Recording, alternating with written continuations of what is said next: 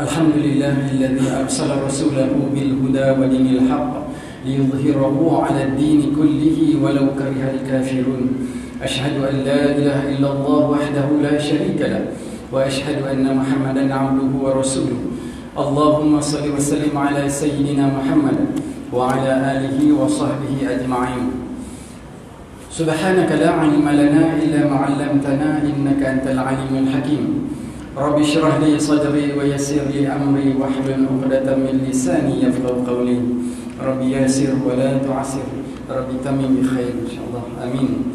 Sidang jemaah yang dirahmati Allah sekalian, selebih dulu yang berbahagia Al-Fadil Tuan Haji Azman sebagai pengurusi karya Masjid Bandar Universiti, seluruh jawatan kasih masjid, muslimin dan muslimat yang dirahmati Allah sekalian, yang insyaAllah bakal ahli syurga, amin. Tuan-tuan dan perempuan yang dirahmati Allah sekalian, seperti yang saya maklumkan tadi kan, sepatutnya malam ini Al-Fadil Ustaz Rizwan Mano dan duka cita dimaklumkan, saya tidak mendapat apa-apa respon pun daripada dia yang mengatakan dia tak datang. Jadi saya mengambil inisiatif, saya tak tahu dia tak datang. Jadi sebenarnya sepatutnya dia yang mengambil mungkin dia ada biasanya kalau ustaz dia ada keuzuran, mungkin ada urusan ke tak sihat ke dan sebagainya. Kita husnuzan ya, insya-Allah. Husnuzan. Jadi pada malam ini mengambil inisiatif sebagai mengisi masa yang terluang. Saya faham tuan-tuan semua, perempuan semua ni semangat nak dengar Ustaz Rizwan Mano. Dia kemburnya ada kat sini sebenarnya kan. Sebiji muka, jadi bolehlah duduk sini.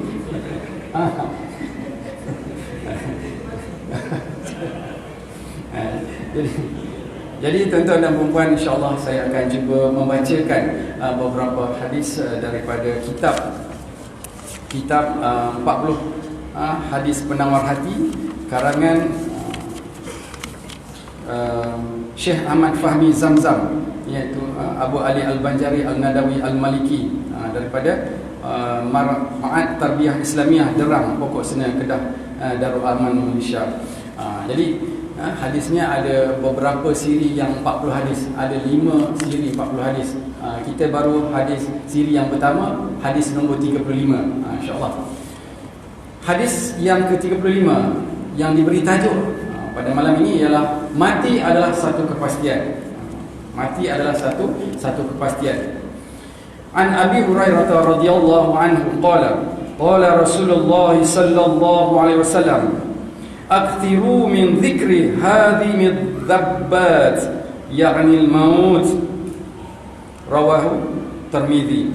Artinya daripada Abu Hurairah radhiyallahu anhu, beliau berkata, Rasulullah sallallahu alaihi wasallam bersabda, perbanyakkan olehmu mengingati sesuatu yang memutuskan segala kelazatan.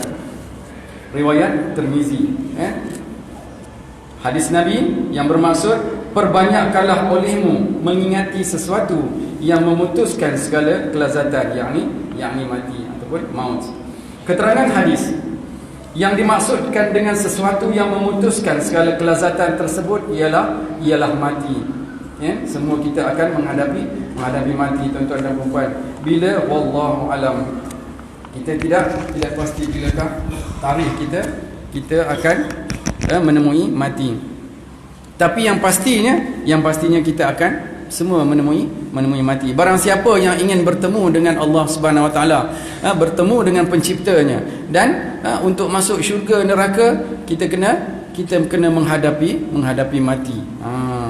Ia merupakan satu hakikat atau kenyataan yang dipersaksikan oleh setiap manusia yang hidup di permukaan bumi. Setiap masa kita mendengar berita tentang kematian. Ada yang mati setelah terlantar beberapa hari di hospital. Ada yang mati dengan terjatuh dari bangunan yang tinggi. Ada yang mati kerana lemas di dalam air.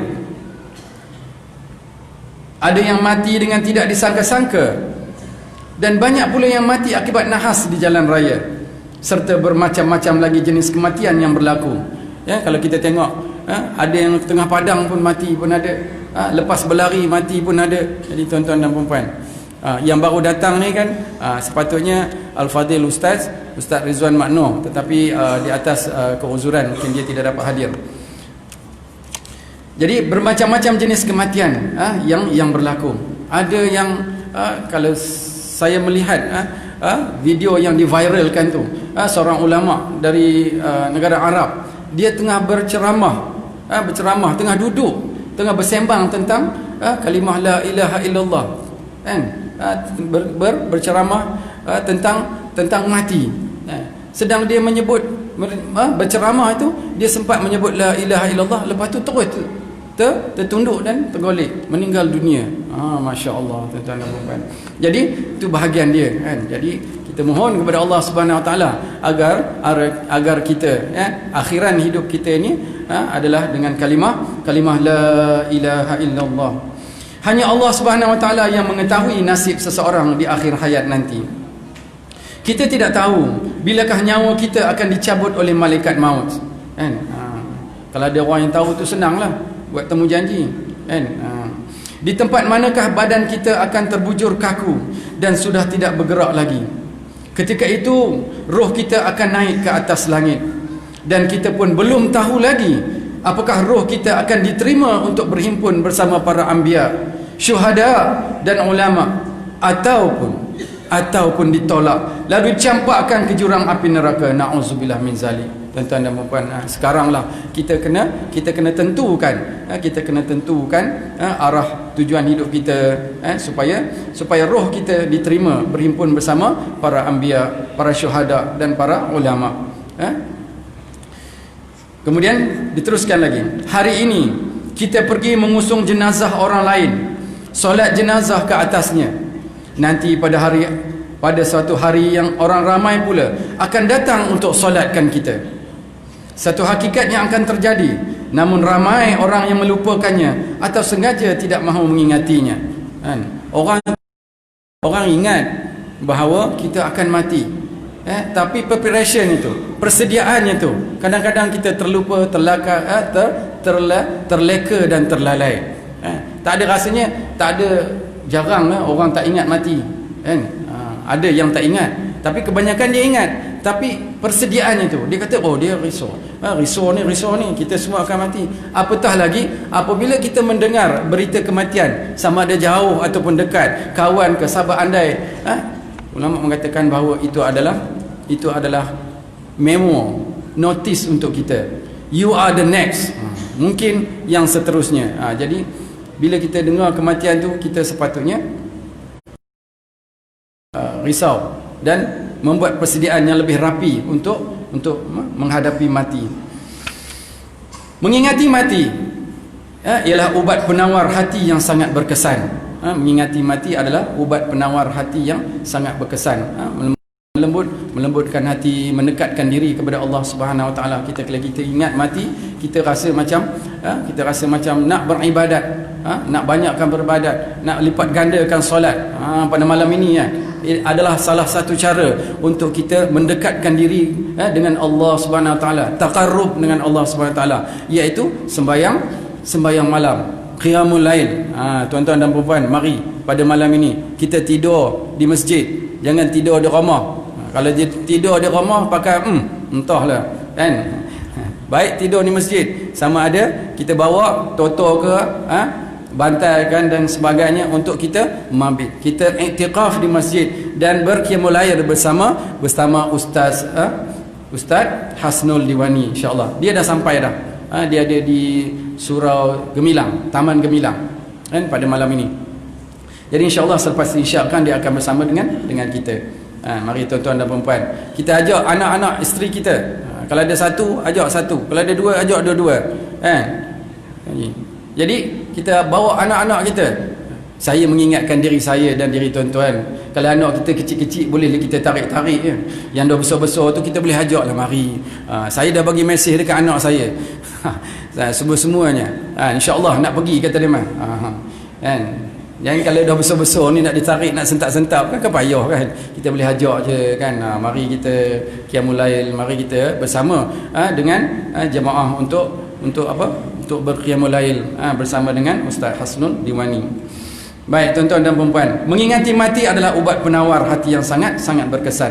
Melaluinya kita memasuki pintu keinsafan dan kesedaran. Maksudnya kalau kita mengingati mati, kita akan lebih insaf, lebih sedar. Apabila mati itu hampir dengan kita, orang yang hampir dengan kita meninggal, kita akan rasa cukup insaf dan sedar. Cuma masalahnya, kesedaran dan keinsafan tu kita kekal lama ke ataupun 2-3 bulan aja. Jadi kita kena istiqamah, insafnya tu dan sedarnya tu, dan ibadat, melakukan amal soleh agar kita bersedia untuk menghadapi mati kelak. Dan kita kena, tuan-tuan dan puan-puan, kita elakkan diri kita dalam kita bersedia menghadapi kematian ni. Kita elakkan diri kita jadi plastik bocor. So, biasa yang dengar kan, plastik bocor, kalau di viral kan, plastik bocor. Kita pergi market, supermarket umpamanya kan, kita beli plastik, tapi plastik kita bocor kan, satu titik, bila sampai ke rumah tinggallah seketui dua aja kan, barang yang kita beli, contohlah kan. Jadi bermaksud kita lakukan amal soleh kita banyak, tetapi di sana ada perkara-perkara yang menyebabkan hilang pahala, hilang rosak pahala kita. Dan akhirnya kemudian bila kita dibangkitkan nanti, bila kita dihitung amalan kita, tengok-tengok amalan kita sikit, kosong kan. Na'udzubillah min zalik. Itu adalah masalah hati. Kita hindari hati kita dari perasaan wujub, riak, takbur dan sebagainya, tuan-tuan dan puan. Cukup seni. Kita kena jaga hati kita. Baik, kita akan berfikir dan membuat pertimbangan terhadap sesuatu yang mahu kita lakukan, bukan untuk masa saja, tetapi kita akan berfikir untuk masa depan yang lebih jauh daripada itu, lebih jauh ke akhirat, tuan-tuan dan perempuan. Akhirat tidak ada masa untuk diukur, tidak ada waktu, timeless, borderless. Tidak ada masa yang had masa yang ditetapkan, forever, sampai bila, abadi, sampai bila. Tidak ada. Jadi kita kena fikirkan alam yang abadi itu, bukan had 10-20 tahun. Macam cerita kan, kalau saya dulu masa sekolah dulu, rasanya belajarlah topik wawasan 20-20, menghafal semua tu kan, rasanya jauh no lagi rasanya 20-20 dan ke pun kan. Siap ada masa itu kan, siap ada macam kereta terbang apa semua kan, ada digambarkan pada masa 20-20 dengan rakyat 60 juta ada. Antara saya ingat lagi dia punya poin-poin tu kan, rupanya tuan-tuan dan perempuan kita dah sampai 2020 kan.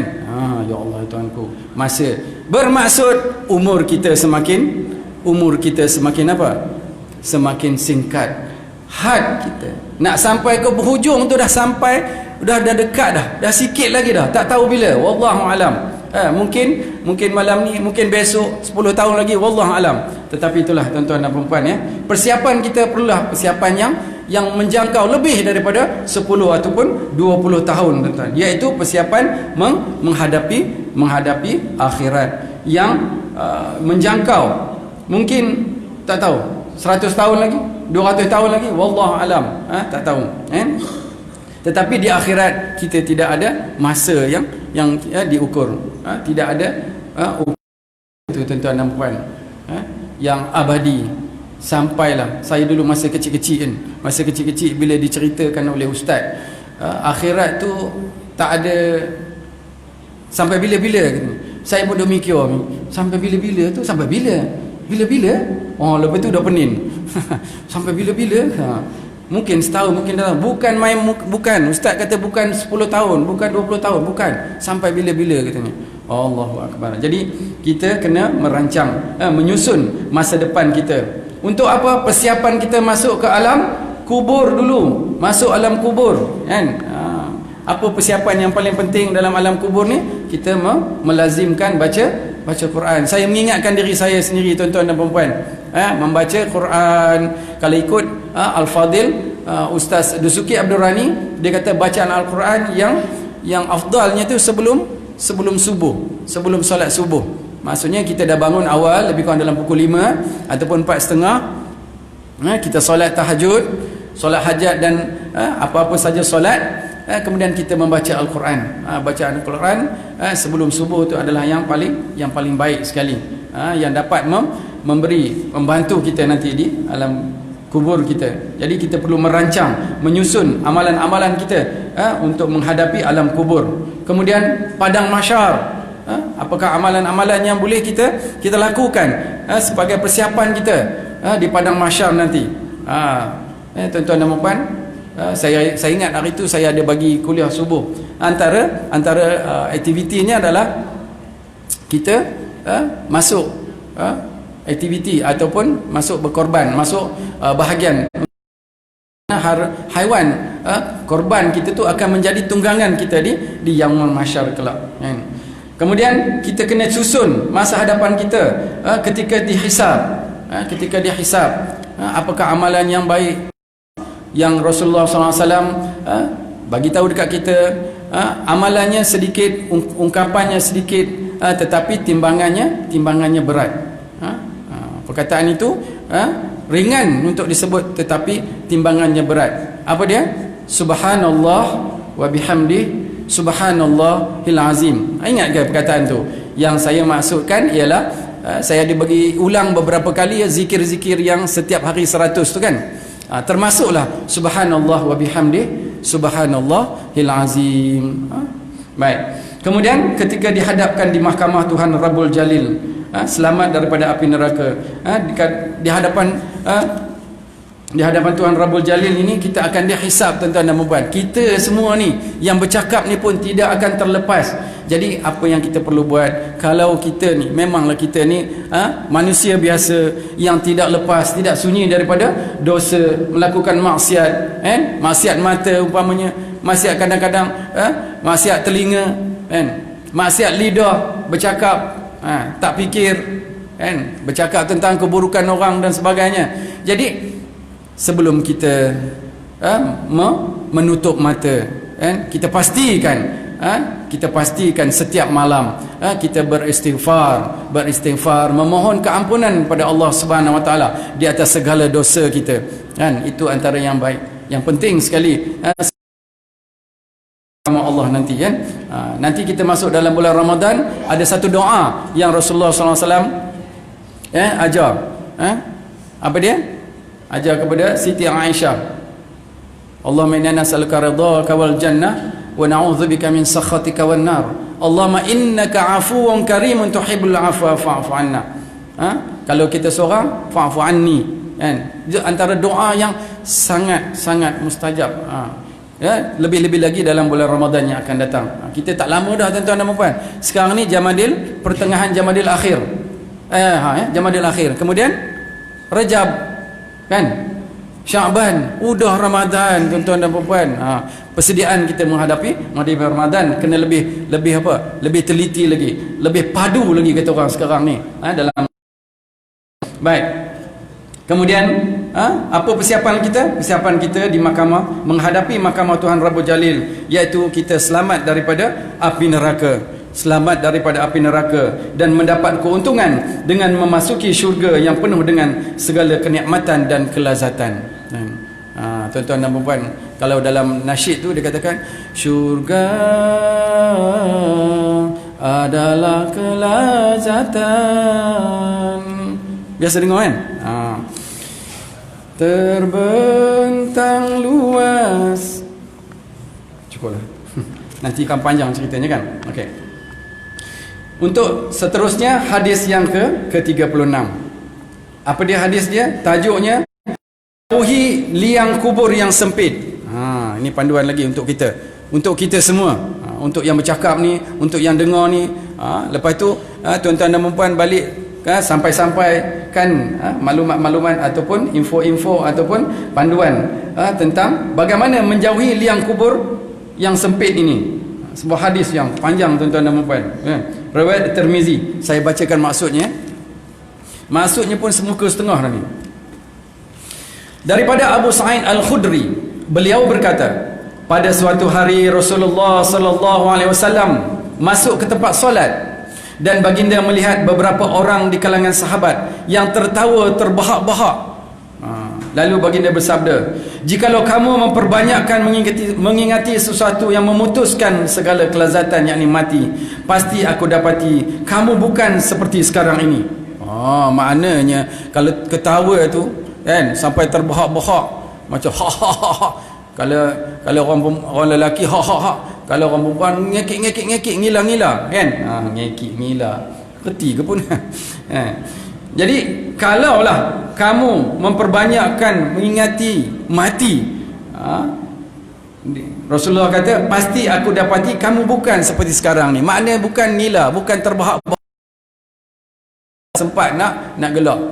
Tuan-tuan dan puan-puan, hari tu apa nama tu,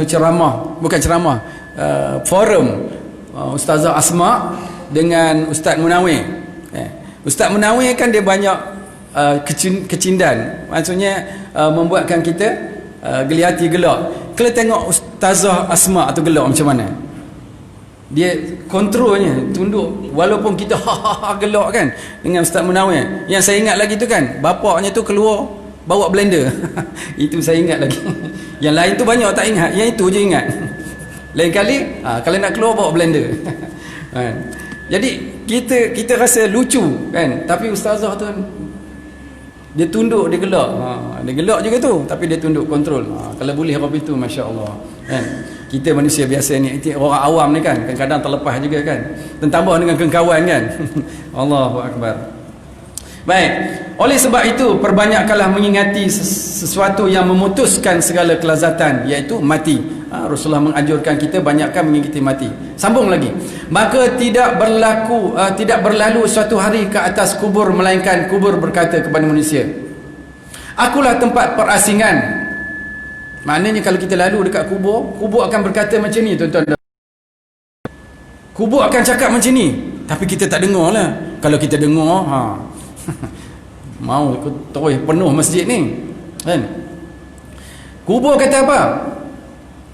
Akulah tempat perasingan, akulah tempat persendirian, akulah rumah tanah, akulah tempat yang penuh dengan ulat. Maka setelah dikuburkan seseorang yang beriman, kubur akan bertanya kepadanya, selamat datang untukmu, sesungguhnya engkau merupakan orang yang paling kukasihi yang berjalan di atas belakangku. Itu untuk orang beriman. Pada hari ini urusanmu telah diserahkan kepadaku, maka engkau akan melihat betapa aku akan melakukan yang baik bagimu. Ini bagi orang beriman. Kubur akan bercakap macam ni pada orang yang beriman. Lalu kubur itu pun akan meluas sejauh mata memandang, dan dibukakanlah baginya satu pintu yang dapat menyampaikannya ke dalam syurga.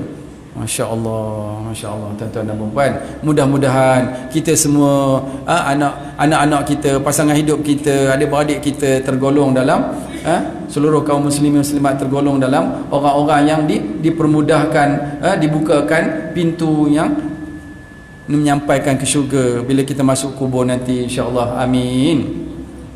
Kemudian seterusnya, apabila dikuburkan seseorang yang sangat banyak melakukan maksiat, ini jenis yang satu lagi ya, atau seseorang yang kafir, na'udzubillah min zalik, maka kubur akan berkata kepadanya, tiada ucapan selamat datang bagimu. Ini saya cakap kuat-kuat ni sebab apa? Sebab nak menggambarkan bahawa kubur akan bercakap macam tu, sesungguhnya engkau adalah orang yang paling kubenci yang berjalan di atas belakangku, kata kubur kepada orang ni.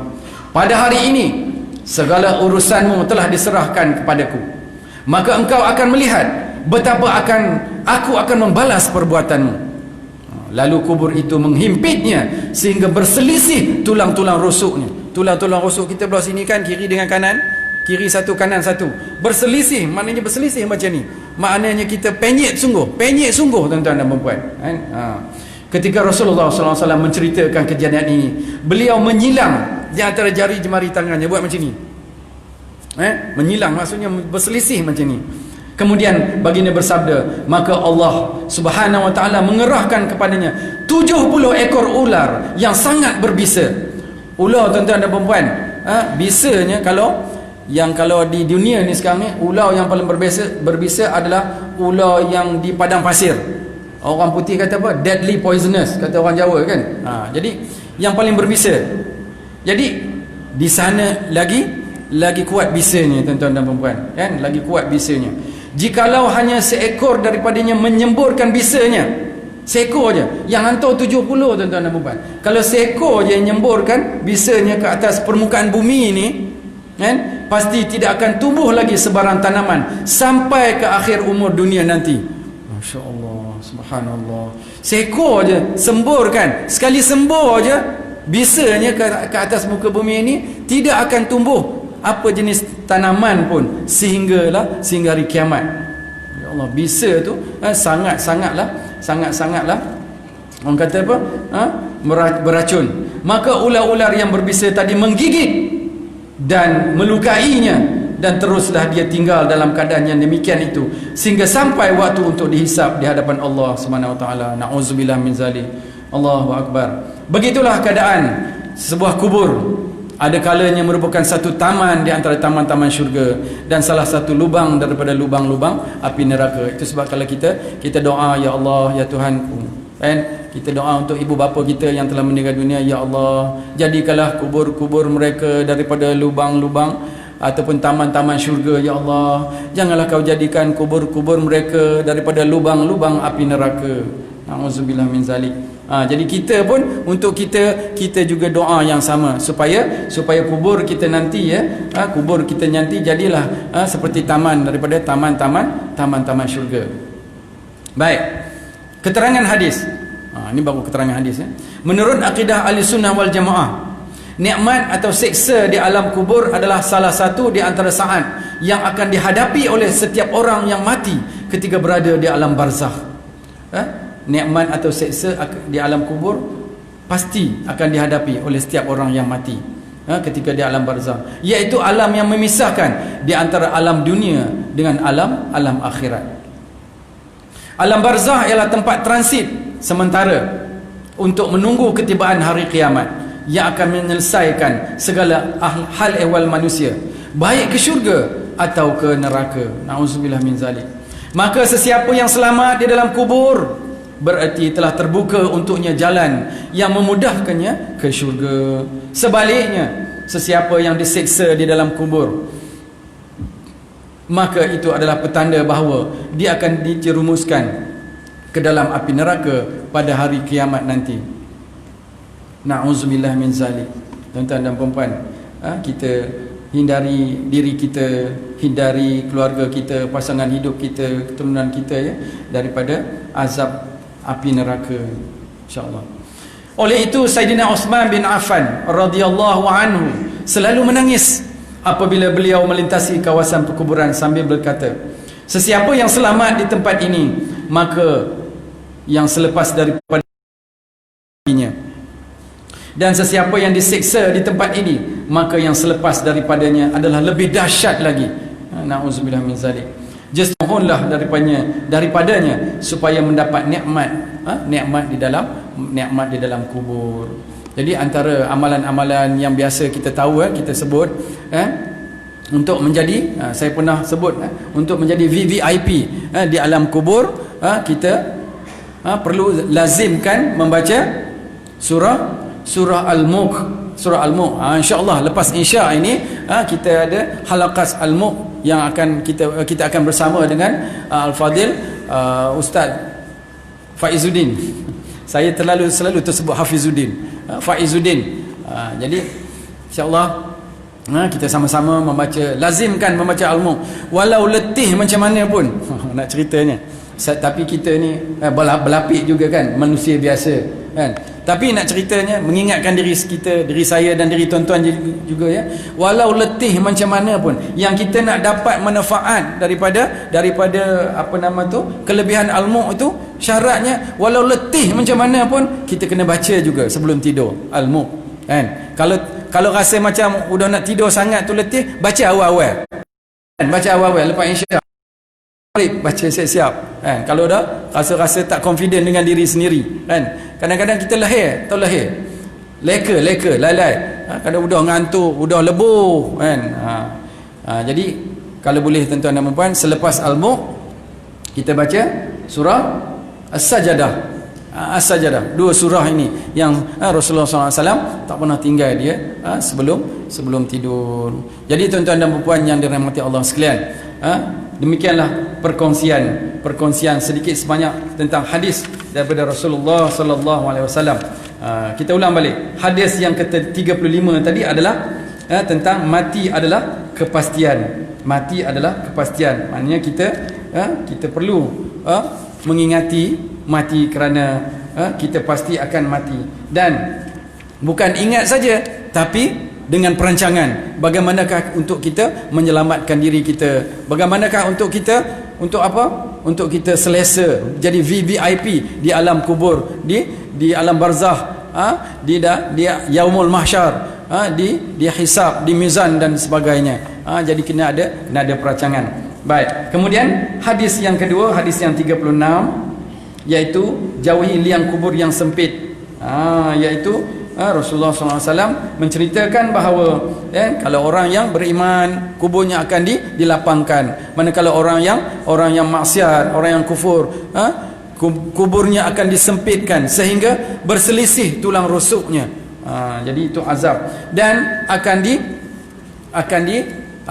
disertakan ataupun akan dilepaskan kepadanya 70 ekor ular yang bisanya kalau disembur, sekali semburannya di dunia ini, di atas muka bumi ini, maka tidak akan tumbuh sebarang tanaman sehingga hari kiamat. Masya Allah, teruknya, kuatnya tu dia punya racun-racunnya tu, tuan-tuan dan puan. Jadi untuk itu marilah kita sama-sama mengambil iktibar pengajaran daripada apa yang telah disampaikan tadi.